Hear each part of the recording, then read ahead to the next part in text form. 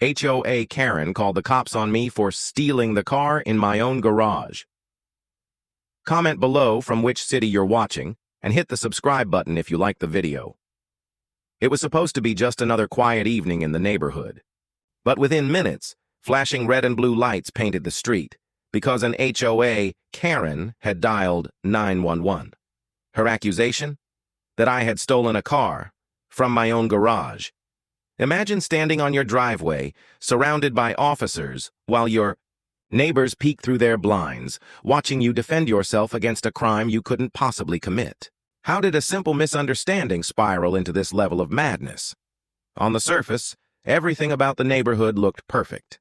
A neat, tree-lined community where every house seemed to belong on the cover of a suburban lifestyle magazine. Lawns were manicured, driveways spotless, and each garage door painted in identical shades, approved by the HOA board. It was the kind of place where neighbors waved politely, but rarely lingered long enough for a real conversation. For Michael, the homeowner at the center of this story, this neighborhood represented stability. After years of renting in noisy apartment complexes, he and his wife had finally scraped together enough savings to buy this modest two-story home. It wasn't extravagant, but it was theirs.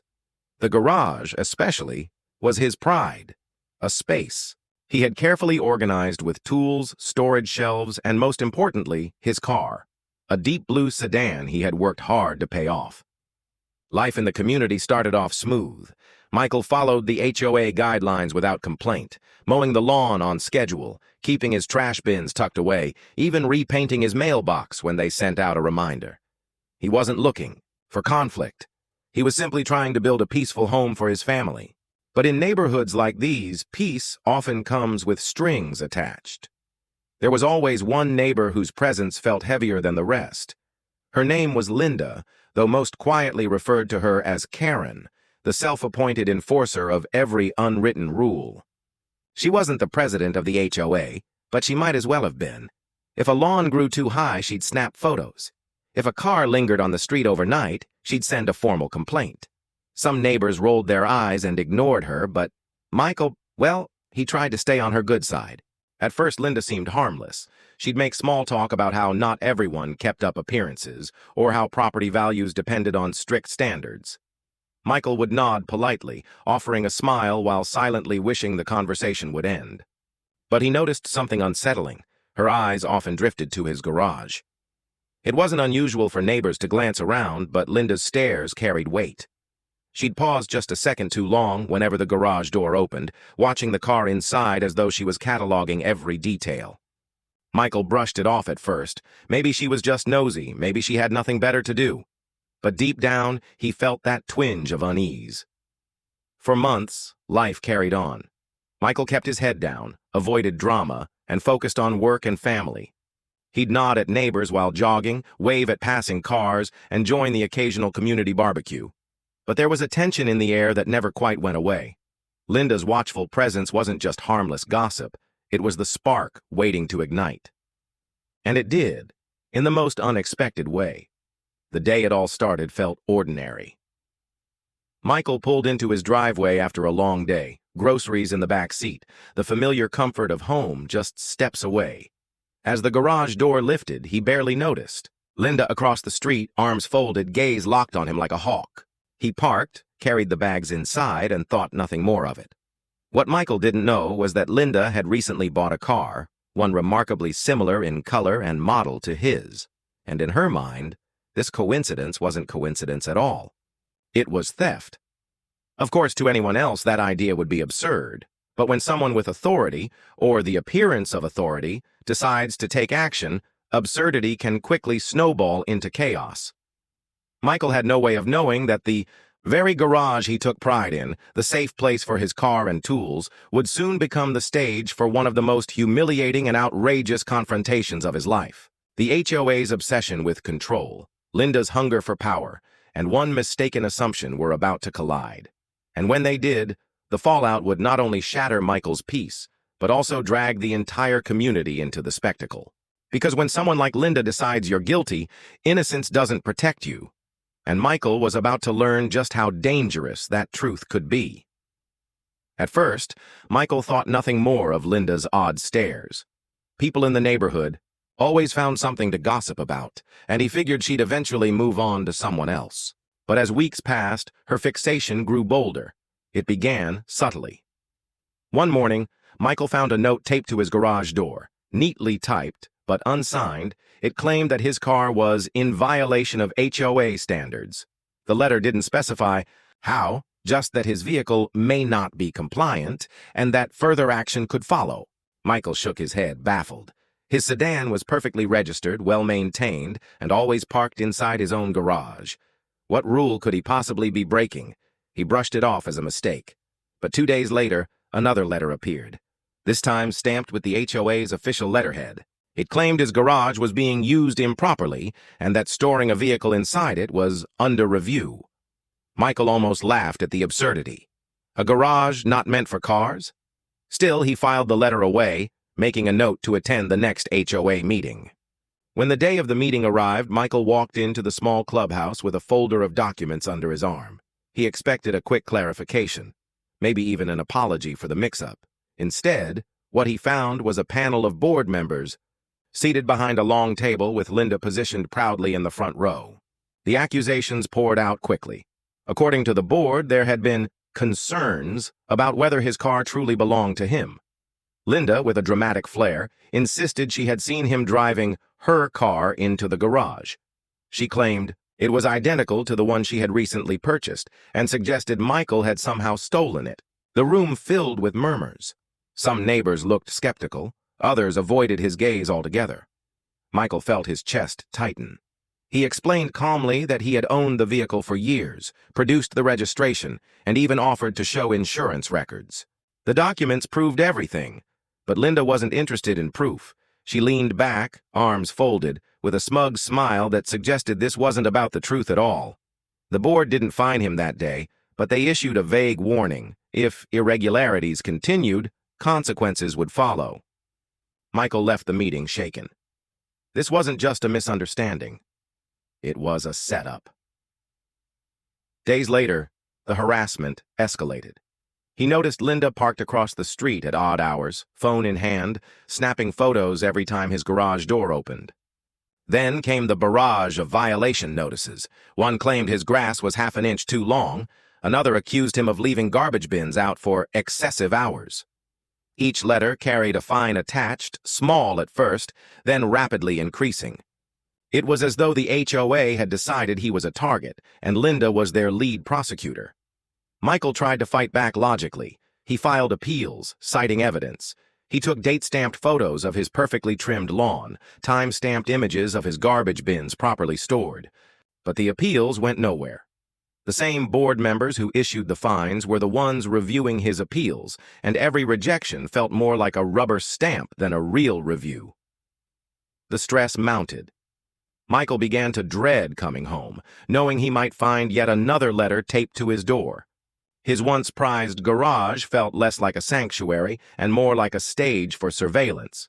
Neighbors grew distant, some sympathetic but too afraid to speak up, others whispering that maybe there was something suspicious about him.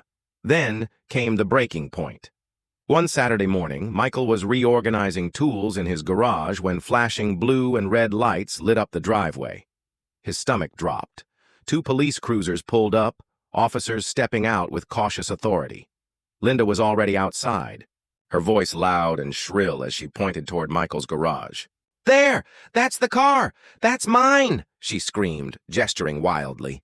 The officers approached Michael, asking him to step aside as they examined the vehicle. Michael's hands trembled as he handed over registration papers, insurance cards, everything he could think of. For several agonizing minutes, it felt like the entire neighborhood stood frozen, watching from behind curtains and driveways. The officers ran the plates, checked the VIN, and finally turned to Linda. "Ma'am, this car is registered to him. There's no theft here." Linda's face flushed red, but she refused to back down. She argued, demanded, insisted there must be some mistake. But the officers shut her down firmly, warning her not to waste police resources with false reports. They left shortly after, leaving Michael shaken but vindicated, at least officially, yet the damage was done. The sight of police cars at his home had left its mark. Neighbors whispered louder now. Some avoided him completely. The HOA, instead of apologizing, doubled down. A new notice arrived days later accusing him of disturbing community peace and hinting that further reports could lead to property liens. Michael couldn't believe it. He had just proven his innocence, yet somehow the HOA was twisting the situation against him. It wasn't about rules anymore. It was about power. He began documenting everything. Every notice, every fine, every strange photo Linda snapped. He installed cameras around his property, capturing footage of her lurking near his driveway at odd hours. The evidence piled up, a silent record of harassment that no one in power seemed willing to acknowledge. And then, just when he thought it couldn't get worse, Linda pushed things further. One evening, as Michael pulled into his driveway, he noticed something strange. His garage keypad, the one used to open the door, had been tampered with. Scratches around the edges, the protective cover pried loose. Someone had tried to break in. His heart pounded as he realized the implication. It wasn't just fines and accusations anymore. Someone wanted direct access to his home. Michael called the police again, filing a report. But without hard proof of who had done it, there was little they could do. The officer shrugged sympathetically, telling him to keep an eye out. For Michael, the message was clear. Linda wasn't going to stop, and the HOA wasn't going to protect him. The sleepless nights began. Every sound outside his window made him jump. He worried about his family's safety, about whether he'd come home one day to find his car gone or his garage ransacked. His dream home, the place he had worked so hard to build, had become a nightmare under constant siege. But through the fear, something else began to grow. A quiet, simmering determination. Michael realized he couldn't keep playing defense, waiting for the next strike. He needed to act, to turn the tables, to show Linda and the HOA that they had underestimated him. And when the opportunity came, it arrived in a way none of them expected.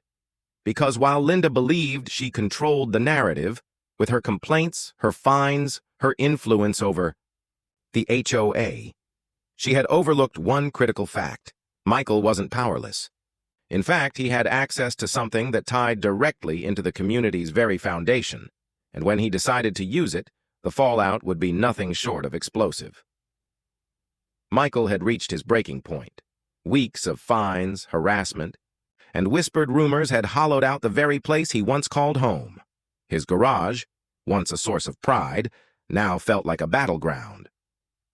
The attempted break-in had made one thing crystal clear. This wasn't going to stop. Not until Linda and the HOA got what they wanted, or until he found a way to beat them at their own game. And then, almost by accident, Michael found his opening. Late one night, while combing through the HOA's bylaws for the 100th time, he noticed something strange. A section buried deep in the documents. A clause that allowed any homeowner to request full financial transparency of the HOA board. Every receipt, every expenditure, every dollar collected in dues. It wasn't framed as optional. It was required by law. A thought hit him like a lightning strike. Linda and the board had been so obsessed with him, so fixated on policing his every move. But who was policing them? With his hands shaking, Michael drafted a formal request. He worded it carefully, citing the exact section of the bylaws and demanding a full financial audit. When he dropped the letter in the HOA's mailbox, he felt something he hadn't in weeks: control. Days later, a response arrived. The board was stalling. They claimed his request was under review, that compiling such documents may take months. But Michael had done his research.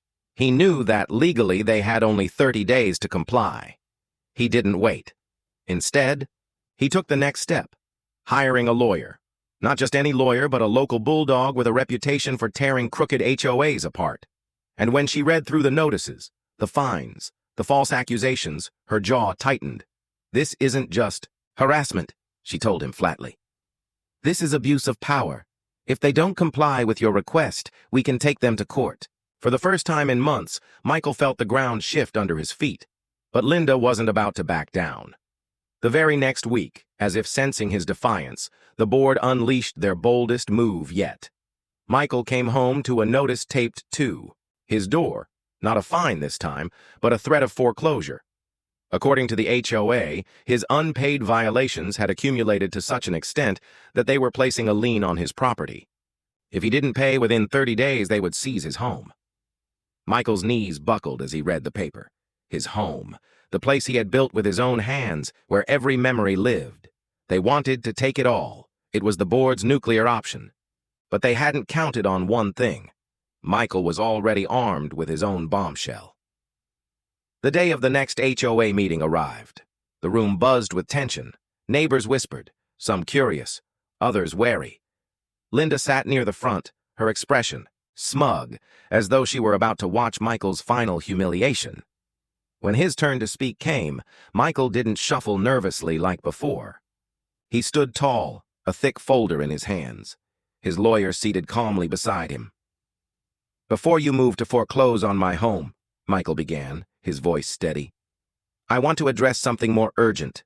My request for financial transparency, the one this board is legally obligated to fulfill." A ripple moved through the room. Board members shifted uncomfortably. Linda crossed her arms. "I've been patient," Michael continued, flipping open his folder. "But in the meantime, I did my own digging. And what I found," he paused, letting the silence stretch, "is very troubling." From his folder, he pulled out a series of documents, county records, payment receipts, bank filings. He had spent weeks gathering them with his lawyer's help. And they painted a damning picture. Thousands of dollars in community improvement fees that had never resulted in actual projects. Suspicious transfers from the HOA's account to a private vendor that just happened to be owned by Linda's cousin. Lavish board retreats billed as business expenses. Every page was proof of corruption. The room erupted in gasps. Neighbors leaned forward, eyes wide. Linda's face went pale, her mouth opening and closing without sound. Michael slammed the final document down on the table. "You tried to take my home. But the truth is, this entire board, led by you, Linda, has been stealing from this community for years. And now, everyone knows." For a moment, silence hung heavy in the air. Then, chaos. Neighbors began shouting, demanding explanations. One man stood up, red-faced, yelling that he had paid hundreds in landscaping fees, only to see weeds choking the sidewalks. Another neighbor cried out that she'd been threatened with foreclosure, too. Linda tried to regain control, her voice shrill, insisting Michael's evidence was taken out of context, but her words drowned beneath the roar of angry homeowners, who suddenly realized they'd been played for fools. And then came the twist Michael had been waiting for. His lawyer rose smoothly, holding up a letter. "We've already filed a petition with the county court," she announced. "If this board does not resign immediately and turn over all financial records, we will proceed with a lawsuit for fraud, embezzlement, and abuse of power." The board froze. The smug confidence they once wielded melted into visible fear. They knew what a lawsuit meant: investigations, penalties, possibly even jail time. And for the first time, Linda's mask cracked. Her voice faltered as she sputtered excuses, pointing fingers at other board members. But it was too late. The tide had turned. The homeowners had seen the truth with their own eyes, and they weren't about to let it slide. Chairs screeched as neighbors stood, some chanting for resignations, others calling for a full vote of no confidence. The meeting descended into uproar, but Michael no longer felt small in that room. He had exposed them. He had turned their weapon back on them. Still, as Linda glared at him from across the chaos, Michael knew it wasn't over. Her eyes burned, with a hatred that promised retaliation, because people like Linda didn't go down quietly. And though the board was cornered, though their empire of control was crumbling, she would do everything in her power to drag him down with her. Michael stepped out of that meeting into the cool night air, his heart pounding. The war wasn't finished, but the balance had shifted. He was no longer the hunted. He was the one holding the torch, shining it on their darkest secrets. And as the crowd inside erupted with chants demanding justice, Michael couldn't help but wonder, would exposing them be enough to save his home? Or had he just painted the biggest target on his back yet? The HOA meeting had ended in chaos, but for Michael, it felt like the first deep breath after months of suffocation. Neighbors who had once avoided him now stopped him in the parking lot, shaking his hand, patting his shoulder, whispering, "Thank you." For the first time, the community saw Linda and her board for what they truly were, predators hiding behind clipboards and bylaws. The illusion of authority had shattered, but Linda wasn't finished. The very next morning, Michael woke to a certified letter shoved into his mailbox. The HOA had filed its lien officially, pressing forward with foreclosure. She was doubling down. It was a brazen move, but also a desperate one. Michael's lawyer wasn't surprised. "She thinks intimidation will scare you into backing off," she said calmly, sliding the notice into a file. But Linda made one fatal mistake. She underestimated how much evidence we have now, and that evidence was about to go public. 2 weeks later, Michael stood in the county courthouse. On one side of the room sat Linda, her arms crossed, her board members clustered like nervous schoolchildren. On the other side sat Michael and his lawyer, their folder of documents thicker than ever. The judge reviewed the case with a piercing gaze. First came the HOA's claims, unpaid fines, rule violations, and the alleged lien. Linda's voice was loud, almost theatrical, as she described Michael as a constant nuisance who refused to follow community standards. But when Michael's lawyer stood, the entire energy shifted. She began laying out the evidence like a prosecutor building a case brick by brick. Receipts, bank transfers, invoices that led to nowhere, landscaping projects that never happened. Each document landed like a hammer strike. And then, the knockout punch. A subpoenaed bank statement showing funds withdrawn directly from the HOA account into an account belonging to Linda herself. The courtroom went silent. Linda's face drained of color. Her lawyer whispered frantically, flipping through papers, but it was useless. The proof was undeniable. By the time Michael's lawyer finished, the judge didn't hesitate. The foreclosure claim? Dismissed. The fines? Declared illegitimate. And in a move that sent whispers rippling through the courtroom, the judge ordered a full forensic audit of the HOA's finances, with Linda and her board held personally accountable for every missing dollar. Michael had done it. He hadn't just defended his home. He had dismantled the very weapon the HOA had used to terrorize the community. Word spread like wildfire. Within days, the story reached every corner of the neighborhood. Neighbors who had once stayed silent now spoke openly. They remembered every unfair fine, every threat of foreclosure, every petty notice slipped under their doors. One by one, they began filing complaints against the HOA. A special vote was called. The board, every last member, was removed. Linda tried to fight, standing at the podium, her voice cracking as she insisted it was all a misunderstanding. But the crowd had made up its mind. Chants rose from the audience. "Resign, resign, resign." And with no allies left, Linda stormed out of the room. Her once iron grip dissolved into bitter silence. The new board that formed afterward was different. Neighbors elected ordinary homeowners, people who actually lived in the community, people who wanted peace instead of power. One of the very first motions passed was to cancel all outstanding fines and end the practice of aggressive lien threats. For the first time in years, the community felt free. But Linda's story didn't end there. The audit ordered by the court uncovered thousands in embezzled funds. Luxury vacations billed as board retreats. Home improvement work done on Linda's house, paid for with HOA dues. Even personal shopping sprees hidden under community expenses. The district attorney got involved. And soon, Linda found herself not at the head of a boardroom, but at the defendant's table in criminal court. Fraud, embezzlement, abuse of authority. Neighbors who had once feared her were now witnesses against her. And when the sentence came down, Linda's empire finally crumbled. No more clipboard, no more board meetings, no more control. Michael didn't gloat when he heard the news. He didn't cheer when Linda was ordered to pay restitution and serve probation. He simply exhaled. For him, it was never about revenge. It was about survival, about finally being free from a war he never asked to fight. Months passed. The neighborhood slowly healed. The sidewalks were finally cleaned, the community fund restored, and for the first time, people actually showed up to the board meetings, not out of fear, but because they wanted to be part of something real. As for Michael, his home became more than a house again. He rebuilt the garage the way he wanted, planted flowers in the yard without worrying about violations, and even hosted a block barbecue, something he never imagined would happen. After all the bitterness, neighbors who once turned away now brought over dishes, kids played in the street, and laughter filled the air. The fear was gone, and with it, something new had grown: unity. But Michael's fight didn't just change his street. The story spread. Local news picked it up, then regional papers.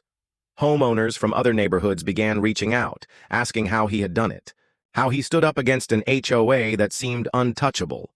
Michael found himself speaking at community meetings, sharing his story, encouraging people to read their bylaws, to demand accountability, to remember that an HOA is supposed to serve its residents, not rule over them. What began as one man's desperate stand became a movement of sorts. Across town, other HOAs faced audits, corrupt boards stepped down. Homeowners realized they had power too, and every time Michael shared his story, he ended the same way. Don't ever forget, your home is yours. No board, no bully, no self-appointed dictator has the right to take that from you. They only win if you stay silent. The moment you speak up, the moment you stand together, their power crumbles. It was almost a year later when Michael saw her again. Linda. She was in the parking lot of the local grocery store, older somehow, her once sharp eyes dulled with bitterness. For a moment, Michael felt the old tension rise in his chest. But then, she looked at him and looked away. No words, no confrontation, just silence. It was then Michael realized something. He hadn't just beaten Linda, he had outlasted her. She was gone from his life, stripped of her power, while he still had his home, his neighbors, his peace, and that, more than any court victory or public humiliation, was the true triumph. In the end, Michael's battle with the HOA wasn't just about bylaws or garages or fines. It was about something far bigger, the right to live free from tyranny in the one place where you should feel safe, your own home. It showed how far pettiness and greed can go when left unchecked, and how one person's courage can unravel an entire system of abuse. And it left behind a message no homeowner should forget. Power only works if you let it. When you stand up, when you demand accountability, when you refuse to be silenced. Even the strongest walls of corruption can come crashing down. Michael closed his eyes that night on his porch, listening to the crickets, the distant sound of laughter from the neighbors down the street. The air was cool, the stars clear. For the first time in what felt like forever, he was at peace. The HOA had tried to take his home. Instead, they had given him back something far greater: his freedom, his community, and his voice.